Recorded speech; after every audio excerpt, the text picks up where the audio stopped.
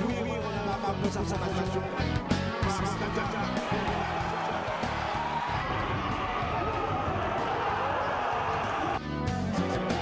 Et Kaka aussi.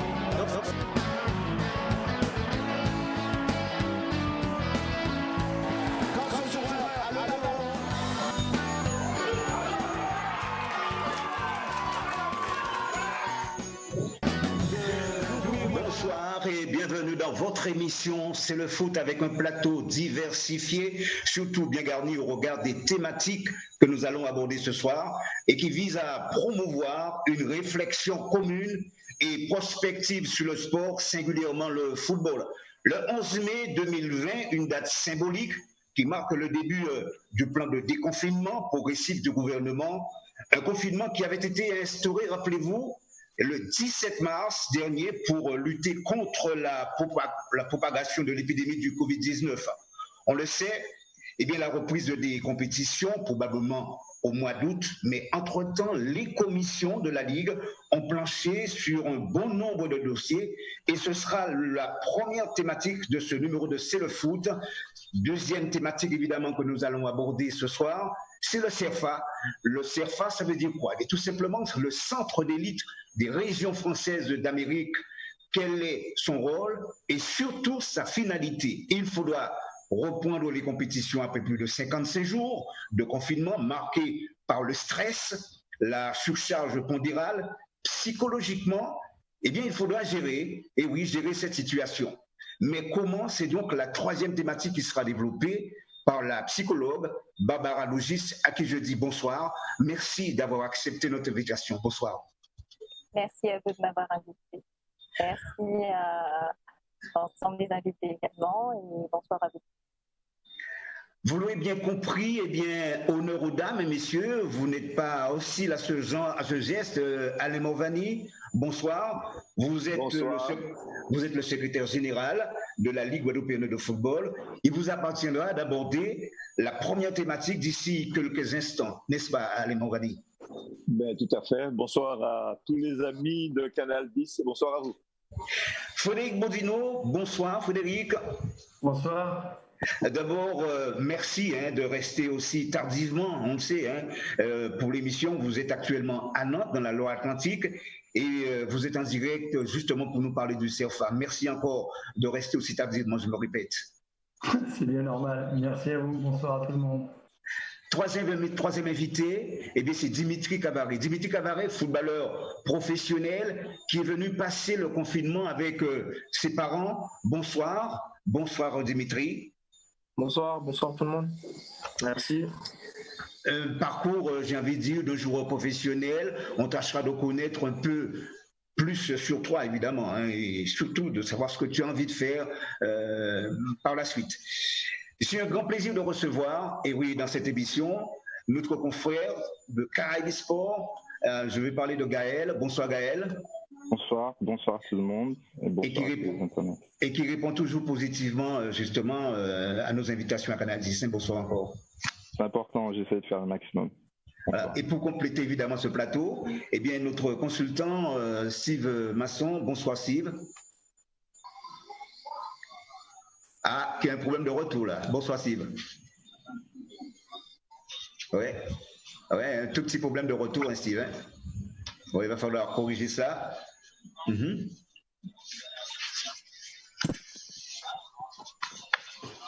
Ouais.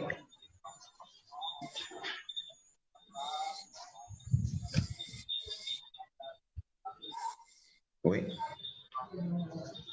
Alors, oui, Steve, je vous demanderai justement de revoir un petit peu votre retour parce que pour l'instant, eh bien, nous ne vous entendons pas. Alors, Alain Morvani, c'est vrai que je le disais, la reprise, c'est vrai, annoncée en quelque sorte pour le mois de septembre, mais je l'ai dit d'entrée de jeu, au niveau des commissions de la Ligue, vous avez beaucoup travaillé. Alors, s'il faut revenir un peu en détail, Alain, sur tout ce que vous avez pu faire.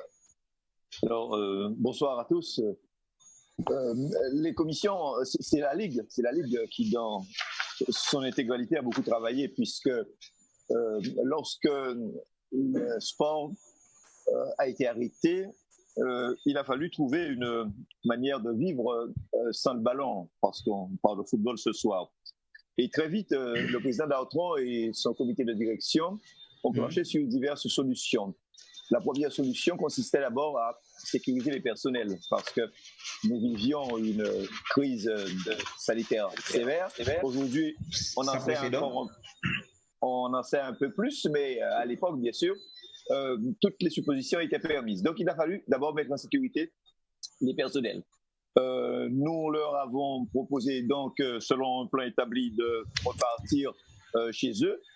Mais ne pas avoir les personnels et avoir la ligue fermée, c'était s'occuper des clubs. Il a fallu au même moment trouver des solutions pour rester en contact avec les clubs. C'est donc pourquoi tous les clubs ont reçu dans la foulée une circulaire précisant quels étaient les personnels qui, de chez eux, pouvaient leur permettre d'avoir des réponses sur leurs problèmes ou d'avoir, dans un premier temps, des contacts, ce qui permettait au président de club de pouvoir toujours avoir ce lien important avec la Ligue guadeloupéenne de football. Voilà. Ensuite, donc, il a fallu qu'on se demande ce qu'il fallait faire parce que la fin du championnat a été sifflée pour la date du 13 mars. La date du 13 mars, bien sûr, il manquait encore un certain nombre de journées de championnat. Et puisque la 3F a décidé d'arrêter donc le championnat, il n'était pas toujours très clair de savoir quelles étaient les modalités d'arrêt de ces championnats. Donc, il a fallu, avec les contacts réguliers à la 3F, puisque nous avions au début chaque semaine une réunion avec la 3F, les ligues d'outre-mer avec la LFA, la Ligue de foot amateur, toutes les semaines et ensuite tous les 15 jours, et avec un certain nombre de circulaires qui nous précisaient petit à petit ce qu'il fallait faire. Donc, mais avant de mettre en place donc, la fin du championnat, c'est-à-dire les classements, c'est évident, les classements, il fallait que nous soyons d'accord sur un certain nombre de choses. Donc, d'abord, le classement, comment il s'est établi? Parce que les clubs n'ayant pas le même nombre de joueurs, il fallait d'abord établir un classement au point. Un classement au point. Ensuite, un classement au quotient, de manière à pouvoir égaliser les équipes en termes de jeu. Certains avaient joué 15 rencontres, certains 17, je le dis de mémoire un petit peu, et il fallait trouver le moyen de lisser, d'accord, le nombre de rencontres pour que finalement il n'y ait pas d'inéquité. Voilà, ce qui a été fait. Donc, mais avant de faire ce classement au point, il fallait épurer, expurger, faire en sorte que tous les litiges soient réglés. Et les litiges réglés avec des commissions régionales qui ne pouvaient pas siéger à la Ligue, ça n'a pas été facile. Donc nous avons mis en place ce cycle de visioconférence le soir et l'après-midi très tard avec l'ensemble de nos commissions, qu'il s'agisse de la commission régionale d'appel, qu'il s'agisse de la commission régionale statut règlement, de la CRJ, de la commission régionale de discipline, de la commission régionale d'arbitrage. Tout a été fait dans les règles de l'art. Il fallait pour éviter les soucis, qu'on s'assure qu'il n'y aurait pas eu d'appel sur la forme. D'abord, il fallait qu'il y ait, pour tout le monde, bien sûr, ce qui a quelquefois manqué, qui a obligé les commissions à revenir siéger avant cette crise du Covid-19. Nous avons fait en sorte qu'il y ait le quorum systématiquement. Voilà. Donc, il fallait obligatoirement que les commissaires soient là. Et à partir du moment où les commissaires étaient là, j'ai invité personnellement les deux secrétaires généraux adjoints à être présents et nous avons assisté à l'ensemble des commissions et des solutions qui ont été proposées. J'en profite d'ailleurs pour remercier les présidents de commission, j'en profite pour remercier tous les membres des commissions régionales, de toutes les commissions régionales. Ils ont été là régulièrement, ils se sont mobilisés sans arrêt. Ils se sont impliqués pour pouvoir résoudre donc, ces problèmes. À partir du moment où tout était fait, nous avons vérifié sur le total des points que perdaient un certain nombre de clubs, que gagnaient un certain nombre de clubs. Nous avons établi le classement au point et ensuite le classement au coefficient. Et à partir de là, nous avons établi les classements. Voilà. La chose importante quand on est les clubs, c'est le classement. Parce que c'est de là que dépendent, bien sûr, les accessions et les rétrouvation. Voilà. Est-ce que ce classement, c'est une question, est-ce que ce classement fait l'unanimité? Je veux dire, qu'est-ce qu'il y a une satisfaction sur toutes les lignes pour les présidents de club au regard d'ailleurs de ce classement? Comment voulez-vous demander à un président de club qui descend dans des conditions un petit peu particulières cette année et qui descend d'une manière générale, d'être unanime? Bien sûr, il y a un certain nombre d'amertume, bien sûr, mais en fait, ce qui est important, c'est qu'il y ait un classement et qu'il y ait là-dessus une explication très claire, pédagogique là-dessus. Ce qui est important, c'est de donner de bonnes réponses là-dessus. Et les réponses sont claires, elles ont été données. Maintenant, le président peut dire, je ne suis pas d'accord, la règle, je l'entends, mais je ne suis pas d'accord. C'est comme la loi, on peut entendre une règle et ne pas être d'accord avec. Donc certains ne sont pas d'accord, ça ne veut pas dire que les classements que nous avons donc d'abord fait homologuer, comme ça se passe par la commission originale statut règlement, puis ensuite validé par le comité de direction, ce classement est un classement qui est tout à fait celui qui devait se faire à ce moment de l'année. Il a été donc envoyé à l'ensemble des clubs, si mes souvenirs sont bons, le 6 mai. Voilà, le 6 mai. Et donc, nous avons honnêtement, sur 94 clubs, reçu moins de 10 contestations, moins de 10. Et allez, je vais aller plus loin, peut-être même moins de 6 contestations. Voilà, ce qui prouve bien que, en gros, le classement, il fait autorité là-dessus, ou du moins sa légitimité est claire. Bon, alors justement, il y a un point très important et qui fait couler beaucoup d'encre en ce moment. Eh bien, c'est justement, on parlait toujours de ce classement, c'est la situation actuelle de l'équipe de l'UNAR. Qui, justement, a envie de monter un petit peu au créneau, a envie peut-être de porter un petit peu, j'ai envie de dire, sa revendication quelque part. Qu'est-ce que vous dites par rapport à ça? Qu'est-ce que je dis par rapport à l'UNAR ou à la règle édictée par justement par rapport à l'UNAR, justement par rapport à l'UNAR, et qui manifestement est très remonté par rapport à ce classement. Mais je crois que je l'ai dit en liminaire, je crois qu'en ouverture, j'ai dit que je comprends un club qui descend, et je comprends un président de club qui ne va pas revivre les rencontres de Ligue régionale 1 l'an prochain, parce que cette année, le championnat s'est arrêté très tôt. Il aurait pu espérer effectivement, en fonction de cela, si le championnat avait continué peut-être à la faveur de résultats intéressants, remonter au classement.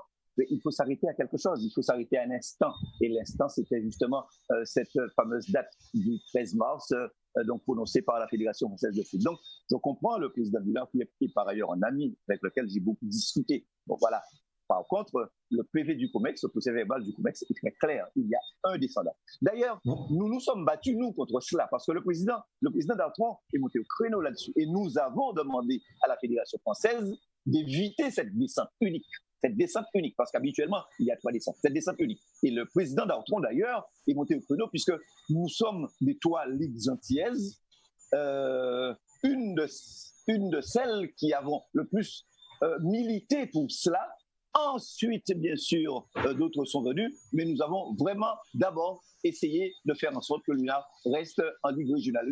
C'était d'ailleurs une terrible bagarre. Alors, au choix, j'employais 2 sémantiques. La sémantique du rugby, la Fédé a mis les barbelés devant, ou la sémantique du football, il y a eu le bus de les 18 mètres. Alors, à vous de choisir, mais vous comprenez très bien la position de la Fédé lors de ces discussions. On va parler tout à l'heure du COMEX. Alors, je ne sais pas si Steve nous reçoit très bien. Steve. Oh, là, il y a un problème, Steve. Il y a un problème justement avec votre micro. Regardez, vérifiez un petit peu le micro. Alors, non, c'est pareil, Steve, on ne vous entend pas. Gaël, quel est votre regard par rapport à cette situation? Non, je pense comme M. Morzani l'a mentionné, il fallait prendre une décision, et dans toutes les décisions, il y aura des gens qui vont être contents, il y en a d'autres qui vont être déçus. Dans la déception, la question c'est qu'est-ce qu'on aurait pu faire de manière différente, et jusqu'à l'heure d'aujourd'hui, je pense que la réflexion elle est trop grande ouverte et il faut faire les choses avancer. La décision a été prise, quelle que soit à notre échelle locale, mais aussi nationale, et ça a été clairement mentionné que, histoire de faire couler de l'encre, ça va pas forcément avoir de gain de cause.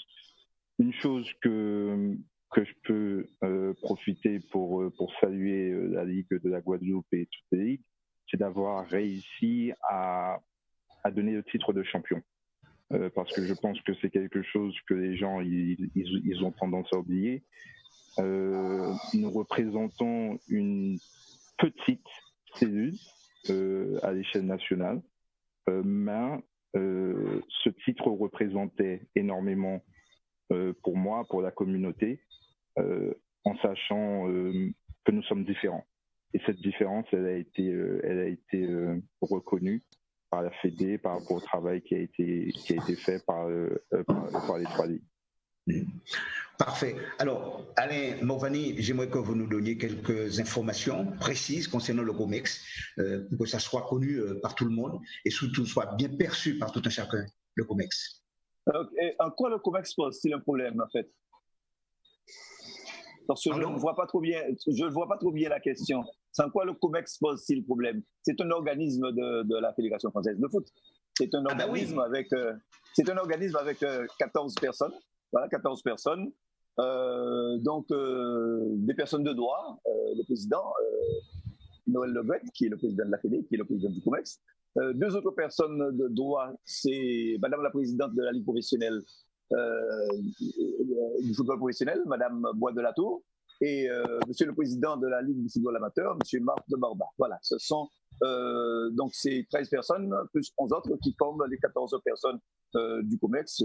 COMEX qui est l'organe exécutif de la Fédération française. En fait, pour comprendre le COMEX, c'est encore plus simple. Pour voir, parce que le COMEX se répète en termes régionaux. En gros, le comité de direction, c'est le COMEX. Voilà. Donc, chaque ligue régionale a un COMEX. Le comité de direction, c'est le COMEX. Et le COMEX est là, effectivement, pour prendre à sa charge un certain nombre de décisions, d'accord, et d'agir dans l'intérêt du site. Le comité exécutif, en ce qui concerne le comité exécutif national, se réunit une dizaine de fois par an et chaque fois qu'il est convoqué. Les réunions peuvent se faire à distance ou en présentiel. Voilà. Le COMEX, lorsqu'on s'adresse au COMEX, on s'adresse en fait à la Fédération française de foot.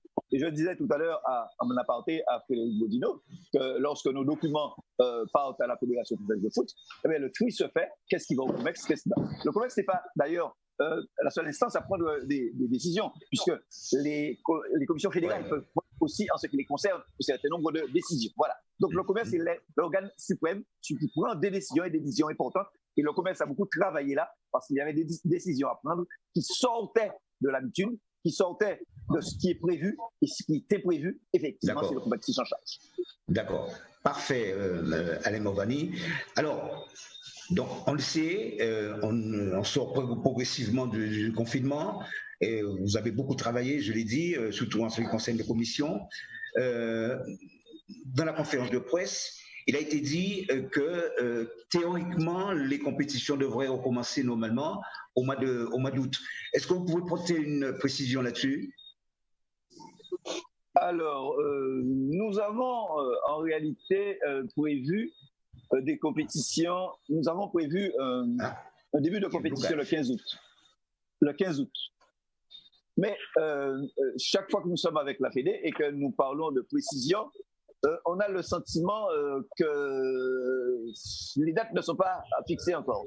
Et donc, qu'est-ce que nous avons fait pour éviter d'avoir des surprises? Nous avons décidé de mettre en place un système glissant. Je crois que le secrétaire général adjoint Philippe Makiaba, je suis certain, puisqu'il travaillait encore vendredi là-dessus, Philippe Makiaba, de même que Zamor et toute l'équipe de programmation, ont commencé donc à mettre en place une planification. Donc on commencerait donc le 15 août et ensuite, en fonction des possibilités d'ouverture, on glisserait de semaine après semaine. Voilà. Donc on ne sait pas si c'est le 15 août. Si c'est le 15 août, on est prêt. Si ça n'est pas le 15 août, on est prêt pour la semaine d'après et dans les 15 jours. Donc on se tient l'arme au pied là-dessus, mais il faut être extrêmement souple là-dessus. Par contre, Richard, je ne peux pas faire une intervention. Richard, est-ce que tu entends là? Oui, là, c'est bon, parce qu'il y avait un tout petit problème d'Internet. Oui, allez-y. Oui, donc, mais par rapport, alors, j'ai pas suivi un petit peu l'évolution par rapport à, est-ce que la décision de la Fédération française a été prise par rapport à l'histoire des 2 poules qui étaient prévues par rapport à un championnat de R1? Est-ce Est-ce que la décision a été prise par la Fédération française ou ça a été officialisé? La question ne se pose pas tout à fait de cette manière. En réalité, la Fédé dit simplement que vous vous occupez du nombre de poules que vous avez dans vos différents niveaux. Voilà. Sauf que le COMEX disait cette année, vous ne pouvez pas aller à plus de 14 équipes, à plus de 14 clubs. C'est ce que dit le COMEX, 14 clubs. Bien. Quand le COMEX dit 14 clubs, alors qu'au premier comptage, il y en a un qui descend, donc il y a 13 qui restent. 13 qui restent. Et ensuite, le COMEX nous dit, faites valoir vos règlements. Donc nos règlements disent que 2 plus 1, 2, les deux champions, plus le meilleur second. Donc ça fait 3. 13 plus 3, ça fait 16. Donc du coup, on est à 16. Alors, de ce cas, on fait quoi? Eh bien voilà, le COMEX dit, c'est à vous à faire en sorte d'avoir 2 groupes. Donc du coup, en écoutant le COMEX, en étant très bon élève, on a quand même 2 groupes.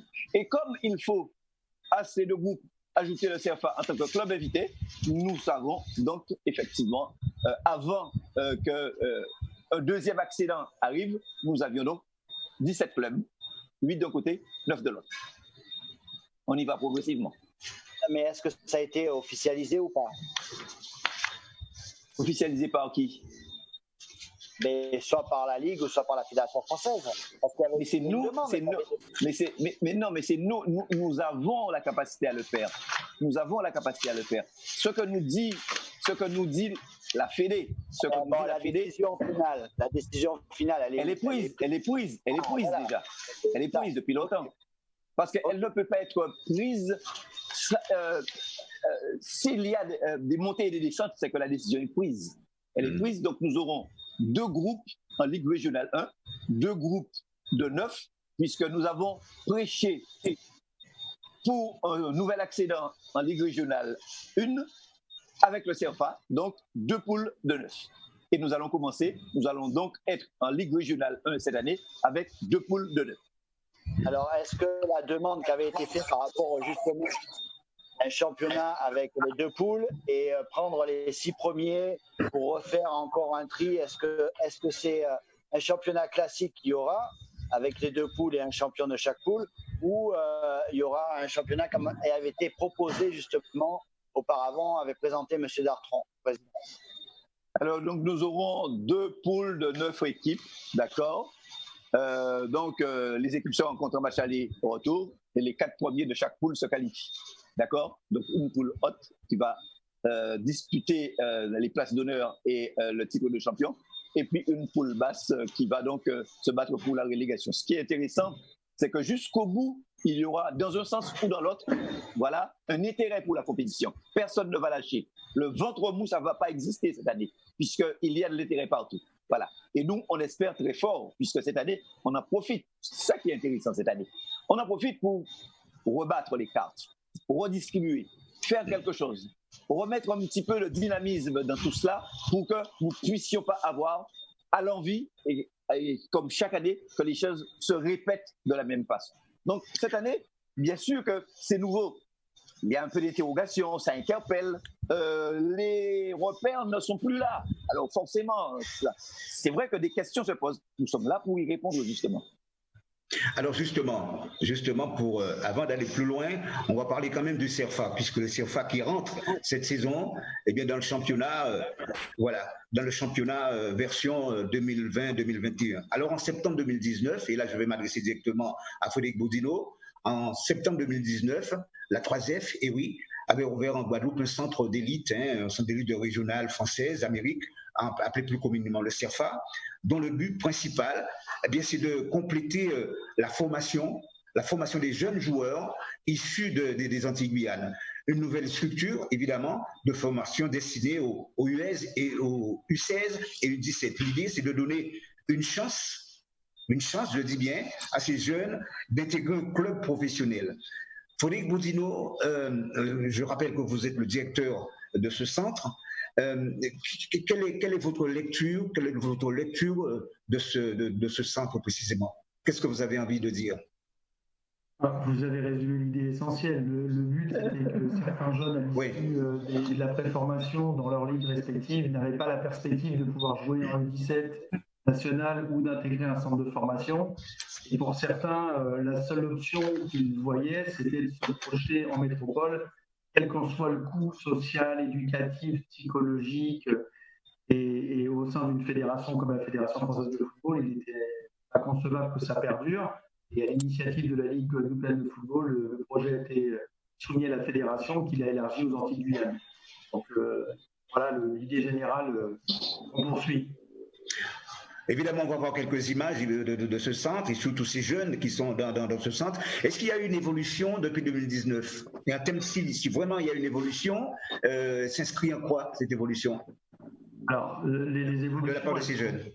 Les évolutions, elles sont déjà de façon structurelle, puisque quand on a démarré, comme vous l'avez rappelé, en septembre 2019, on est parti de rien, puisque la structure n'existait pas. Donc il a fallu à la fois la fonder sur le plan on travaille sur le terrain du CREPS avec des équipements qu'il a fallu améliorer, le concert avec le CREPS et la région et la Ligue de Guadeloupe. Ensuite, il a fallu construire un staff, aujourd'hui que ce soit médical ou staff technique. Et puis après, effectivement, il y avait l'entraînement proprement dit des jeunes. Désormais, on s'entraîne tous les jours. Ces jeunes jouaient dans leur club le week-end, ce qui posait aussi d'autres problématiques dans l'accompagnement de ces jeunes-là. Alors comme cette année, il n'y avait quasiment que des Guadeloupéens et un seul Guyanais, on va dire qu'il y avait aussi un équilibre parce qu'ils étaient insérés dans leur club et continuaient à jouer avec leurs coéquipiers. Et l'année prochaine, on aura un contingent plus important de Guyanais et de Martiniquais qui nous rejoindront. Donc forcément, la question de la pratique le week-end, c'est une question centrale. D'où la création d'une structure associative, le CIRFA Football Club, qui s'est donc officialisé à la fin du mois de mars au niveau de la préfecture. Qui a permis d'être affilié au niveau de la Ligue guadeloupéenne de football très récemment. D'accord, ok. On marque un temps d'arrêt. D'accord. D'accord. Eh bien, nous allons marquer juste une pause dans cette émission. Me fait signe justement la technique et puis on revient d'ici quelques instants.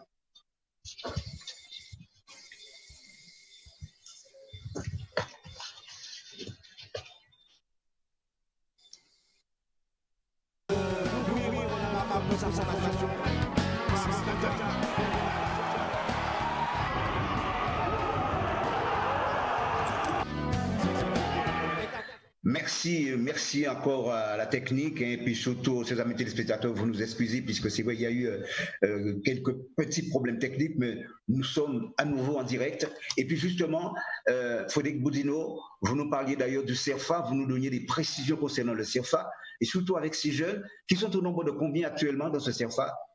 Il y a 20 joueurs qui sont aujourd'hui dans le CIRFA. Plutôt des enfants nés en 2004, donc des élèves de seconde, puis quelques-uns qui sont nés en 2003, donc des U17.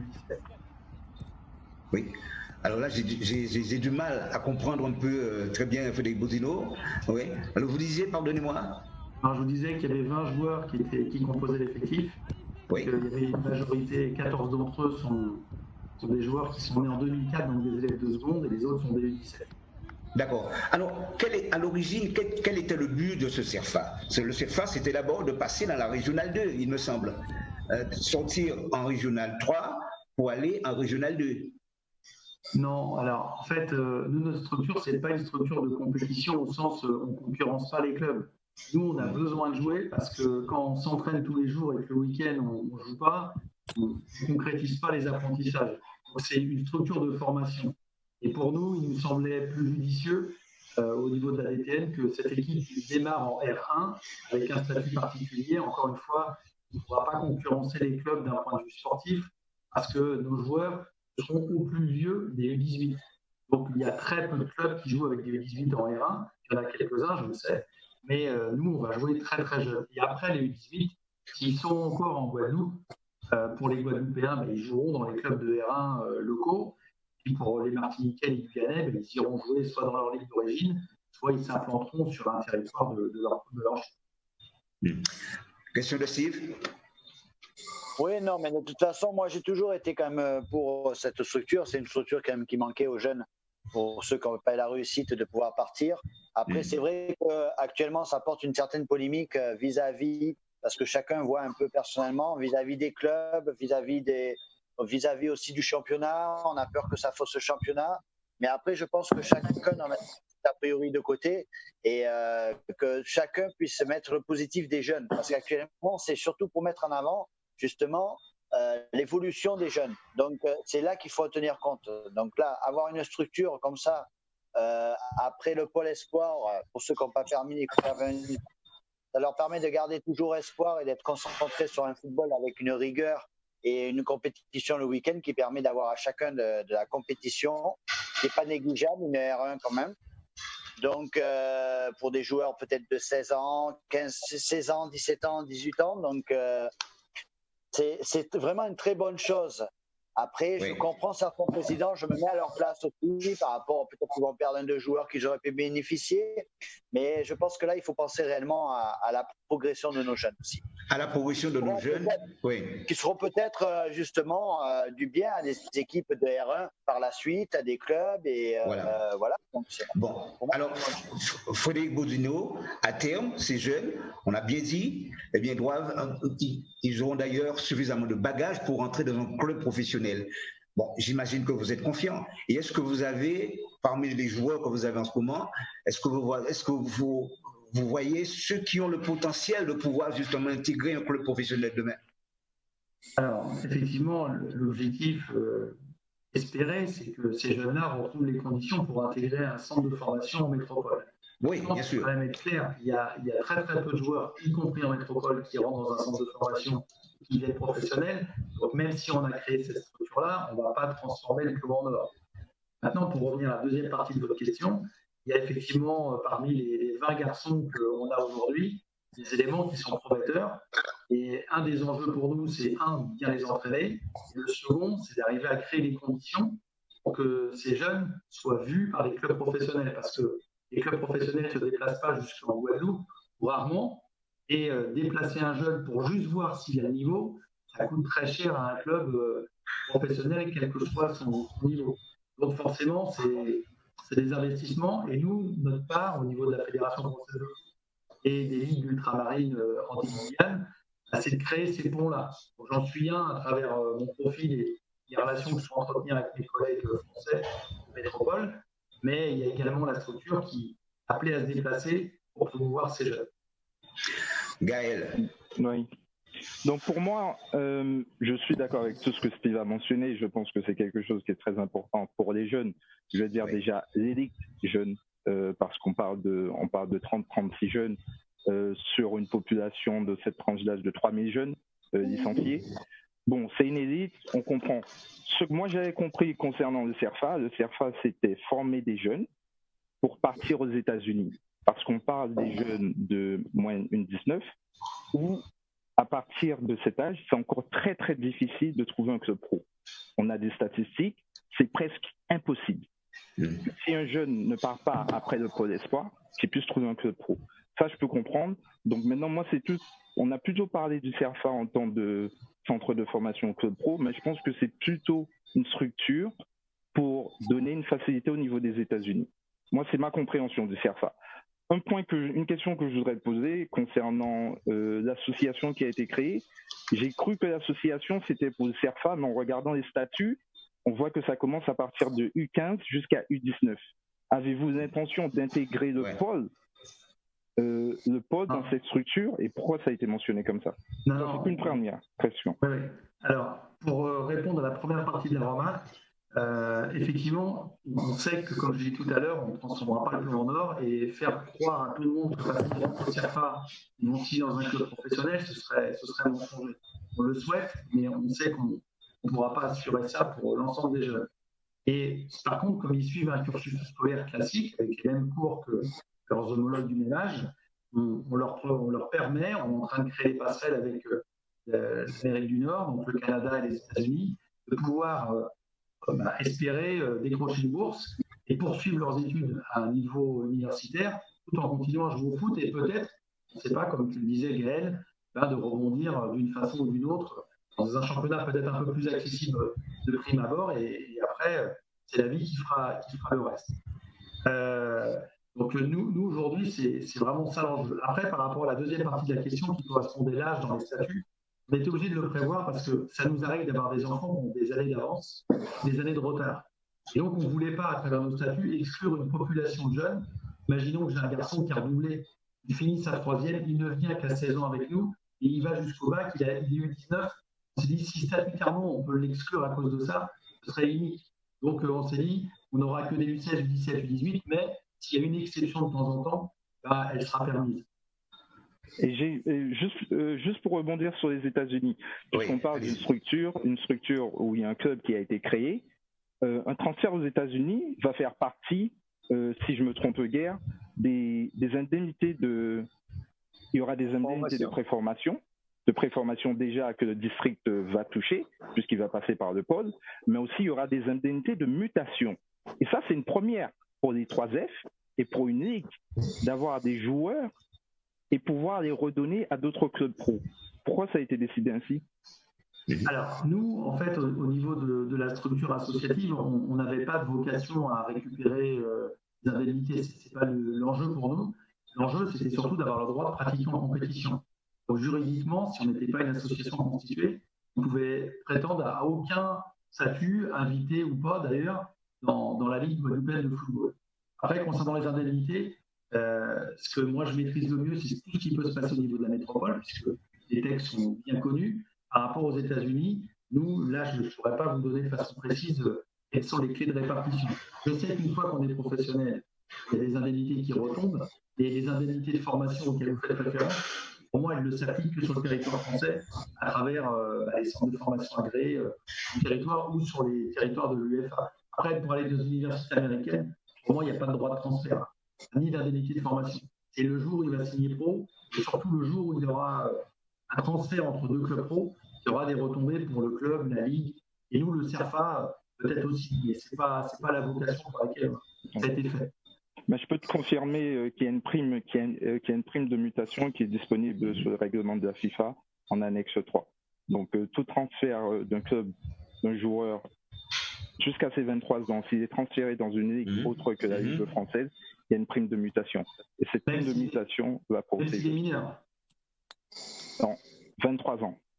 Non, mais s'il est U18 et qu'il part aux États-Unis faire ses études, il ne signe pas un contrat professionnel.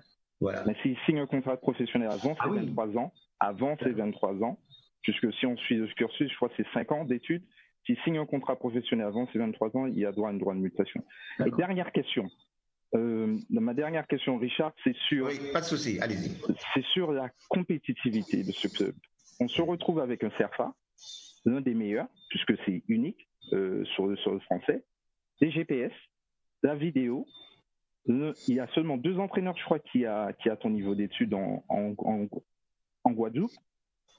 Pourquoi ce club est perçu comme un club qui va rentrer dans un championnat et qui ne va pas se mettre à niveau? J'estime que vous devez viser le champion.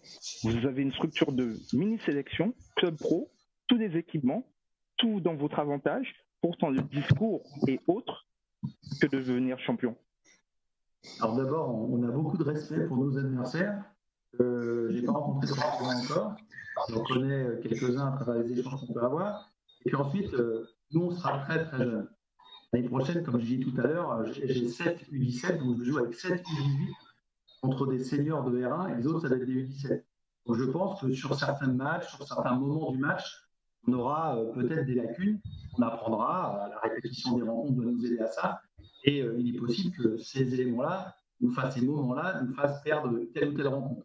Et puis après, les jeunes que j'ai pu voir pour cette année, ils travaillent du mieux qu'ils peuvent, mais ils ont encore beaucoup de choses à apprendre. Et justement, un des problèmes auxquels moi j'ai été confronté cette année, c'est que lorsque on apprenait des choses à l'entraînement, j'allais les voir en match, il n'y avait pas besoin de les appliquer. En faisant même pas la moitié de ce que je leur transmets, en fait, ils étaient déjà performants. Donc, il y a des comportements qui n'ont pas évolué comme je l'aurais souhaité, aussi vite que je l'aurais souhaité. Et je pense que l'année prochaine, les seniors vont les ramener à la réalité, parce que là, ça va être une vraie transition pour eux dans leur pratique de footballeur. J'espère que ce sera signe de progression pour eux. Mais d'une année à l'autre, on peut avoir des générations très inégales. Je vais donner un exemple particulier, le poste de gardien de but, que tout le monde imagine. Si moi, le gardien, il cartonne en U16, en U17, et qu'il part dans un club pro, je vais me retrouver une année en R1 avec un gardien finalement qui est U17 il manque encore un petit peu d'envergure, de maturité ou de technique. Et parfois, un gardien un peu moins bon, ça conditionne quand même le résultat d'une saison. Et après, la dynamique, la confiance, toutes ces choses-là chez les jeunes, on va jouer devant du public, ça va être aussi des paramètres formateurs qui ne peuvent pas nous amener à prétendre qu'on va écraser la concurrence, bien au contraire. J'aurais plutôt une posture bien plus humble que ça. Mais on jouera pour gagner les matchs, rassurez-moi. Oui. Justement, je voulais poser juste une question à M. Bodino, savoir si justement, pour l'accompagner, ils avaient trouvé un élément qualifié pour pouvoir justement le suppléer en tant que coach, parce qu'il y avait une recherche apparemment au niveau du CERFA. Alors, coach, donc savoir si ça a été trouvé ou pas. Alors, le candidat n'a pas encore été désigné, mais ce que je peux vous dire, c'est qu'il y avait 130 CV qu'on a reçus pour devenir mon collègue l'année prochaine. Ce sera un homme, puisqu'on a eu 130 CV d'hommes. Je n'ai pas le plaisir de vous annoncer qu'il y aura une femme. Et puis, on a fait une équipe type, 11 joueurs. Donc, on les a reçus en entretien en visio jusqu'à cet après-midi. Et la semaine prochaine, on auditera avec le président Darton les 2-3 derniers en lice pour être nommés à partir du début juin et prise de fonction au 1er septembre. Donc il y aura bien un collègue, en plus de mon collègue gardien de but et les deux du staff médical.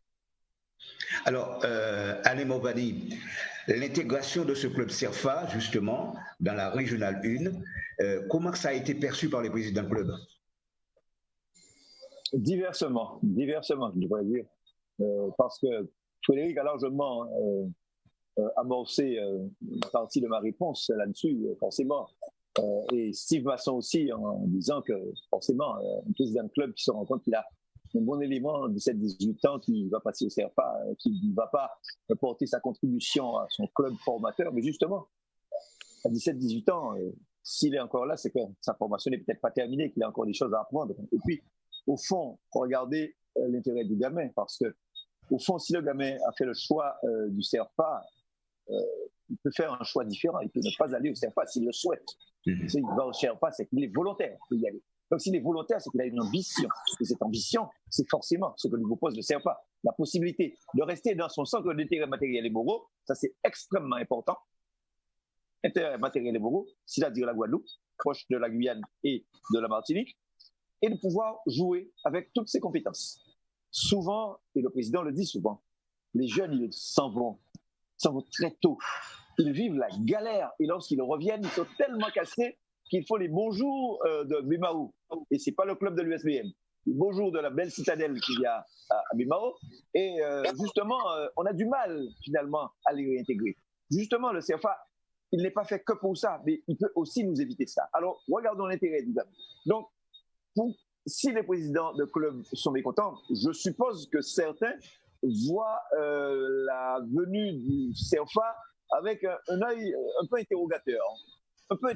Parce que la nouveauté dérange, ça déstabilise, parce que c'est quand même un club un peu différent, qui fonctionne différemment, qui aura des jeunes de talent. Donc, on ne sait pas. En fait, il y a aussi, on mesure mal ce que le CFA va porter dans l'immédiat. Frédéric disait qu'ils vont peut-être apprendre, prendre quelques claques pour apprendre mieux. C'est aussi possible.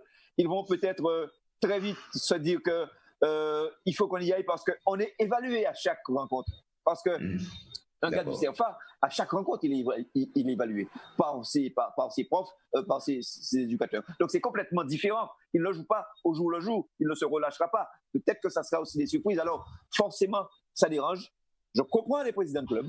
On leur dit simplement que c'est le football de Guadeloupe qui va se lever, qui va progresser. Ce sont les jeunes à qui nous donnons une chance supplémentaire de vivre leur passion.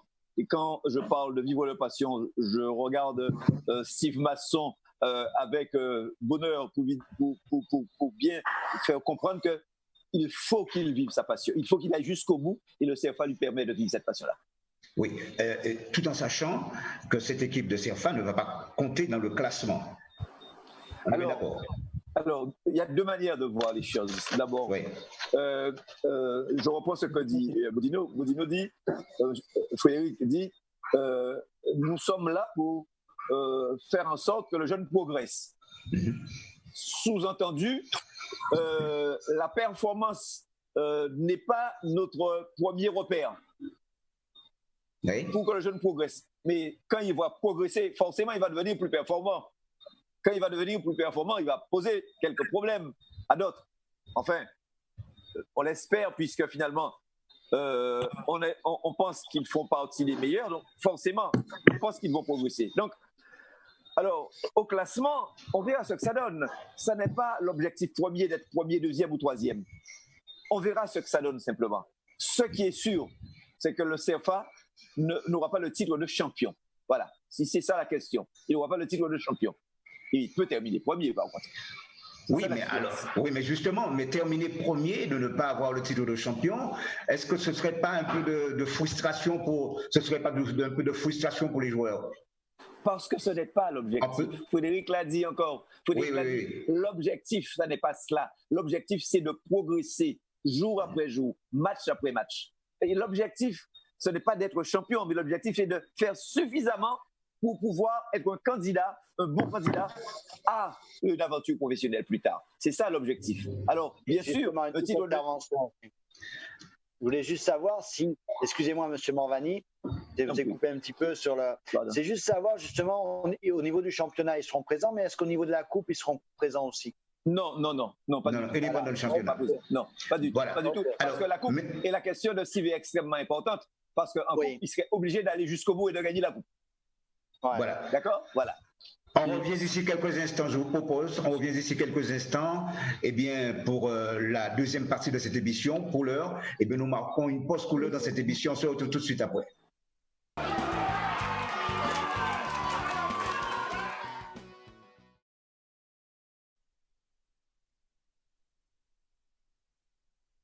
Revenir avec vous. D'ailleurs, je ne le vois pas, je crois qu'il nous a quittés. Je vais parler de Dimitri Cavaré, puisqu'il est... Ah ben il est là, parfait. Alors, Dimitri Cavaré, bon, j'aimerais connaître un peu ton sentiment par rapport au CFA. Qu'est-ce que tu as envie de dire? Moi, je trouve que c'est une bonne idée. Je trouve que c'est une bonne idée dans le sens où ça peut aider le football guadeloupéen, le football aux Antilles. Et ensuite, comme tout à l'heure, quelqu'un a posé la question pour savoir un peu est-ce que le CERFA, ils vont pouvoir être champions ou être en coupe, etc. Et moi, je disais qu'en gros, ils ne pourront pas parce que quand on regarde la CFA en France, et on prend comme exemple la poule où il y a le PSG, il y a la réserve de Lens, etc., ben, les réserves de clubs professionnels, ils sont jamais champions. Donc, il ne faut pas la coupe non plus. Donc, c'est un peu... Je trouve que le concept, il est bien. Moi, étant passé par le Krebs, je trouve que c'est, on va dire, une seconde chance. Parce qu'il y a beaucoup de joueurs que je connais qui sont passés par le Krebs ou qui n'étaient même pas au Krebs. Et qui, au final, ils ont réussi à décrocher un contrat pro à 16-17 ans. Parce que quand on est au Krebs, et on est au Krebs à l'âge de 13 ans, des fois, on n'est pas assez mûr pour pouvoir, on n'est pas encore sûr de nos qualités. Et je trouve qu'à 16-17 ans, c'est là qu'on commence déjà un peu mûrir, surtout si là, ils vont jouer contre des seniors. Je trouve que c'est une bonne idée dans l'ensemble. Alors, voilà. Donc, pour parler un peu de Dimitri Cavaré, puisqu'on va parler un peu de toi, justement, de ton parcours, tout ce que tu as fait. Et cela, on sait que tu as débuté dans le football en 2002. Tu es parti avec l'AS Nénuphar, tu étais très jeune du reste. Est-il besoin de rappeler que tu as 25 ans? Donc, ça fait plus de 18 ans que tu es dans le football. Tu es passé professionnel, tu as évolué avec Rennes, tu es ensuite parti justement au sein en Angleterre avec l'équipe de Barnsley. Et puis aujourd'hui, tu as signé avec Sion. Alors, parle-nous un peu de ton parcours, parle-nous un peu de tout ce que toi tu as vécu jusqu'à présent dans le football. Comme vous avez dit, moi j'ai commencé à l'AS Nénuphar. Ensuite j'ai été au Cactus et par la suite j'ai été au CSM. Quand je pense au Krebs, j'ai été au CSM. Et tu es passé par le pôle après? Oui, j'étais au Krebs, mais comme j'étais au Cactus, mais on n'était pas à l'époque c'était régional, un truc comme ça. On n'était pas en régional, donc comme au Krebs, on s'entraîne et le week-end, on retourne avec notre club. Ils m'ont demandé, en gros, d'aller dans une équipe qui joue en régional, où le niveau était un peu élevé. Donc, j'ai choisi d'aller au CSM. Et après, par la suite, j'ai signé au RC Lens. J'ai fait 5 ans. J'étais ensuite à Rennes jusqu'à 2017, Barnsley. Et là, j'ai signé au FC Sion depuis février. Oui. Mais Et puis, j'ai pas... Et avec Rennes, et justement, avec Rennes, pas mal de problèmes de santé. Ouais, avec Rennes, quand je signe à Rennes, ils me prêtent à Lens et 2 semaines après, je rencontrais bientôt en Ligue 1, je me suis blessé au genou. Ensuite, je me suis reblessé au genou, donc ça m'a pris du temps. Ça prend du temps à revenir et voilà. Après, vous savez, le temps il passe, les coachs ils changent et c'est pas toujours la même chose. Donc voilà, c'est le football. Hein. Le football, il faut savoir que c'est bien, c'est excitant, tout le monde aime le foot, mais en étant joueur de football, c'est un sport très très très compliqué. Voilà. Alors, bon, c'est vrai que nous sommes dans une période extrêmement difficile. Quelle est ta situation actuelle? La situation actuelle, ouais, j'ai signé avec Session. J'ai fait un match, j'étais sur le banc, mais j'étais pas encore prêt physiquement. Et par la suite, on a eu le Covid-19. Et je suis décidé d'entrer à Paris chez un ami à moi. Et là, à l'heure actuelle, je suis en Guadeloupe, je suis rentré voir ma famille parce que le FC Sion, ils m'ont donné l'autorisation de rentrer. Donc, je suis rentré. Et là, on attend le 29, je crois. Du moins, la fin de ce mois pour savoir si la Ligue suisse donne le feu vert pour reprendre ou pas. Oui, justement. Et puis... C'est surtout que, aussi l'année dernière, on n'a pas oublié qu'il a fait une saison exceptionnelle. Il a été quand même dans l'équipe type du championnat en Angleterre. Donc, c'est vrai que de rebondir dès cette saison, je pense qu'il a voulu rebondir peut-être en début de saison, ça ne s'est pas fait. Et là, de rebondir à Sion, quand même, en première division, est quand même un projet intéressant pour toi, pour te relancer un petit peu et peut-être voir notre ouverture l'année prochaine. Exactement. Ouais. Je trouve que c'est un bon challenge. Ouais. Le FC Sion, c'est un bon club. Après, c'est la Suisse. Les gens, ils suivent pas trop le championnat suisse. C'est un peu à part. Mais c'est un bon challenge parce que faut savoir que Sion, c'est une équipe qui fait des fois l'Europa League. On peut jouer la Ligue des Champions. Là, à l'heure actuelle, on est encore engagé en coupe. Si on gagne la coupe en Europa League, ça fait ça peut être un bon challenge. Enfin, c'est un bon challenge et ça peut être encore mieux, quoi. Bien sûr. Bon, alors, Dimitri, franchement, comment tu vois ton avenir? Sincèrement, quand tu me poses cette question, je vois tellement de choses, mais je suis pas devin. La preuve, en 2015, avant de me blesser, je voyais plein de trucs. Je venais de signer à Rennes. Oui. Mais sincèrement, là, j'ai signé à Sion. Moi, je vais me donner à fond. Et après, moi, je prends comme ça vient. Mais j'espère retrouver peut-être la Ligue 1, peut-être aller en Espagne. Tu vois, j'ai envie de découvrir, quoi. J'ai envie de découvrir. J'ai déjà fait l'Angleterre. Après, on verra bien où tout ça me mènera. On se souvient encore quand tu étais avec Rennes, où tu étais en pleine forme tout au début. On pensait même que tu avais ta place, on disait même que tu avais ta place dans l'équipe de France, en tant que défenseur central. Non, ça c'était en tant qu'arrière droit. Ça c'était à l'époque. Oui, latéral, pardon. Oui. Ça c'était la bonne époque où, comme je vous dis, je me voyais par-ci, par-là, mais au final, voilà. Au final, c'est le football, c'est les blessures, s'il n'y a pas que les blessures, il y a des choix, le football, c'est rempli de beaucoup de choses. Mais rien n'est fermé pour lui, pour l'équipe de France, parce que ça peut aller très vite, surtout qu'il avait enchaîné sur une belle saison, comme on a dit. Il prend aussi un âge où il a pris de la maturité, de l'expérience de ce qu'il a vécu. Il a mûri personnellement en tant que joueur, humainement, et puis même dans son jeu. J'ai pu le voir dans quelques résumés ou quelques matchs, même en Angleterre. Il a évolué, il le sait. Après, il a la conscience et puis il sait comment aborder les choses. Donc, je veux dire, dans le football, tout peut être ouvert pour lui. Donc, tout dépendra bien sûr de sa saison. Et voilà, c'est vraiment à l'âge qu'il a, il est en pleine maturité. Donc, c'est vraiment. Voilà. Alors, Et Dimitri, une question pour toi, excuse-moi Richard. Puisqu'on est en train de un peu parler du CERFA, tu as fait le pause et il y a aussi le CERFA qui arrive sur nos terres. Quel message as-tu à faire passer aux jeunes avec toute l'expérience que tu as déjà vécue du haut de tes 25 ans, en sachant que tu es revenu d'une grosse blessure et la grosse blessure est passée, tu as eu le mental pour faire la différence, meilleur joueur dans l'équipe type, maintenant tu es en Suisse, tu as déjà fait 3 territoires si je me trompe guère. Quel message as-tu à faire passer pour les jeunes qui nous écoutent aujourd'hui? Pour être honnête, moi qu'est-ce que j'ai à dire aux jeunes? J'ai à leur dire que le foot, c'est quelque chose de bien, c'est quelque chose de beau.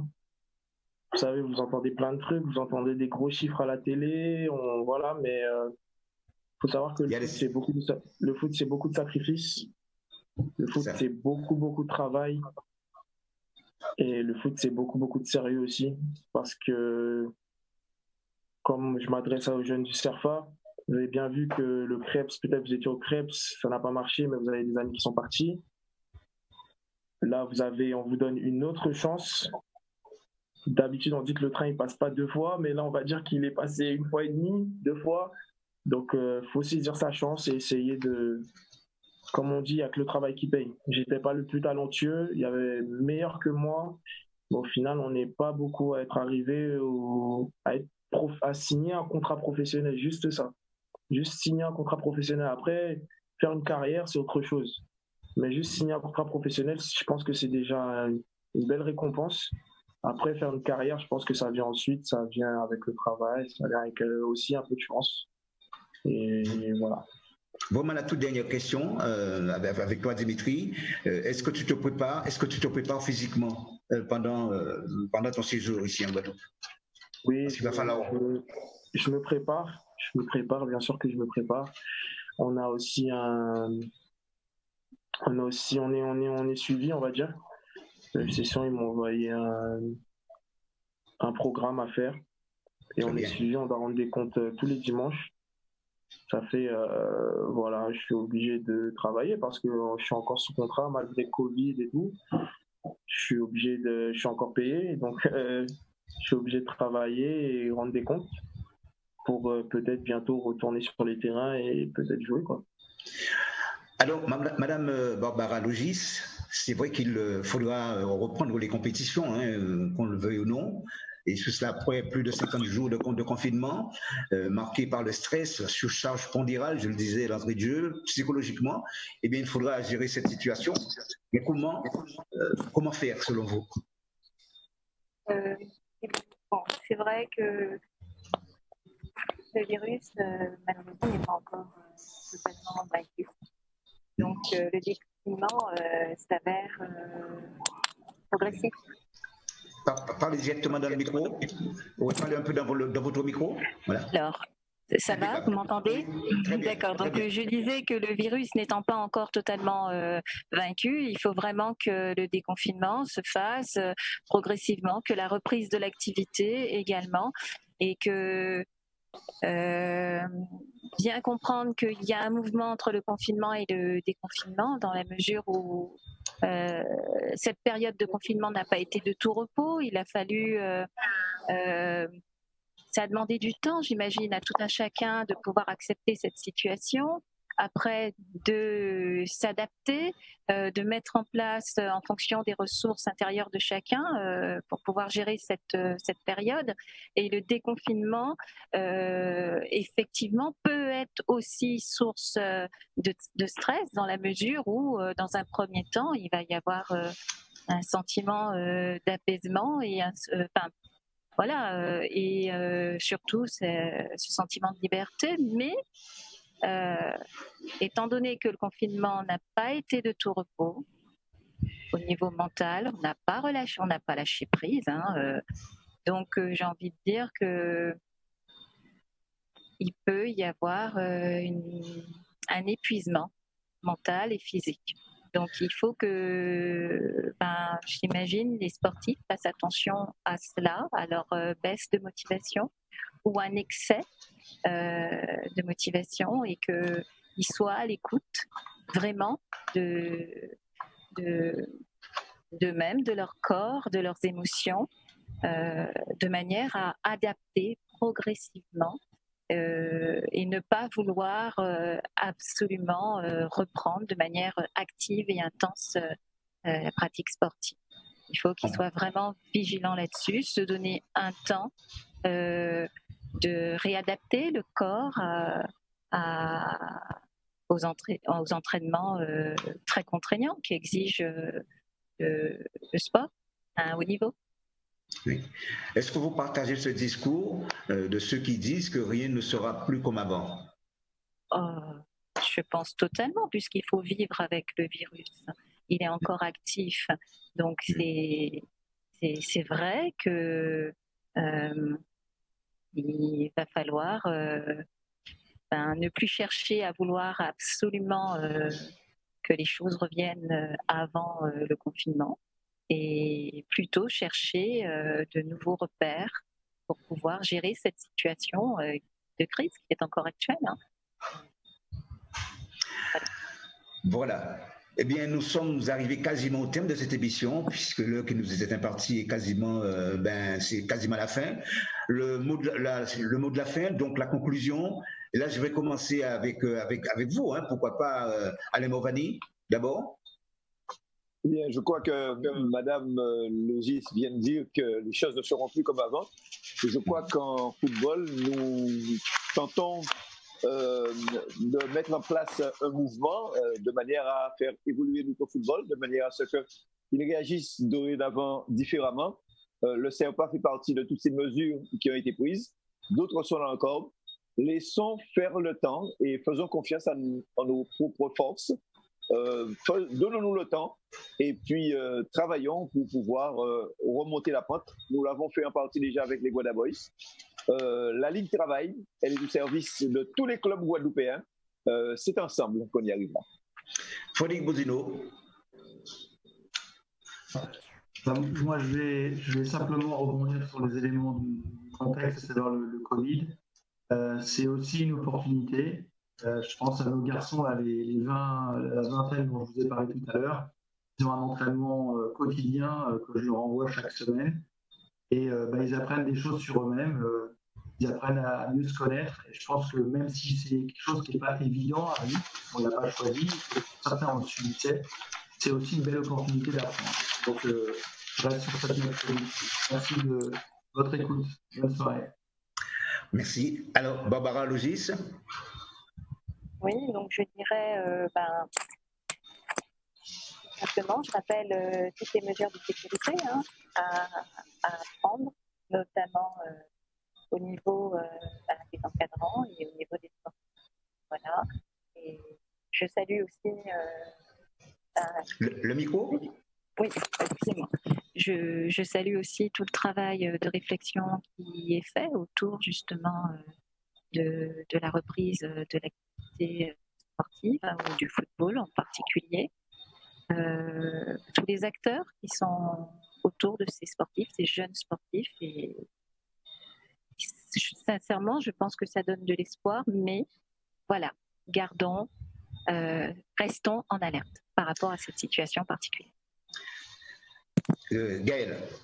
Pour moi, le mot de la fin, je pense que l'année prochaine, ça va être de la compétition dans tous les sens. Avec l'arrivée du CERPA, je suis au summum, je veux dire. Pour moi, ça restera une mini-sélection avec des GPS, avec la vidéo, avec tout ce qu'il faut. Je pense que ça va avoir un impact positif sur le niveau du football local et tout le monde devra s'y préparer. Parfait. Steve? Merci à tous les invités. On a pu échanger un petit peu sur les projets qu'on pourra avoir au niveau du football et bien sûr tout ce qui va se passer. Je reste positif et pour l'avenir de notre football dans ce moment difficile, donner un petit peu de couleur et de lumière et de joie bientôt avec le football. Donc on espère rapidement retrouver les terrains le plus rapidement possible. Et là, je m'adresse directement à tous nos amis téléspectateurs en leur demandant de bien vouloir nous excuser pour ces quelques petites coupures durant cette émission. En tout cas, soyez les bienvenus lors de nos prochaines émissions. Bonne soirée à tous et à très bientôt sur votre télévision, à savoir Canal 10. Au revoir, à bientôt. Bonsoir.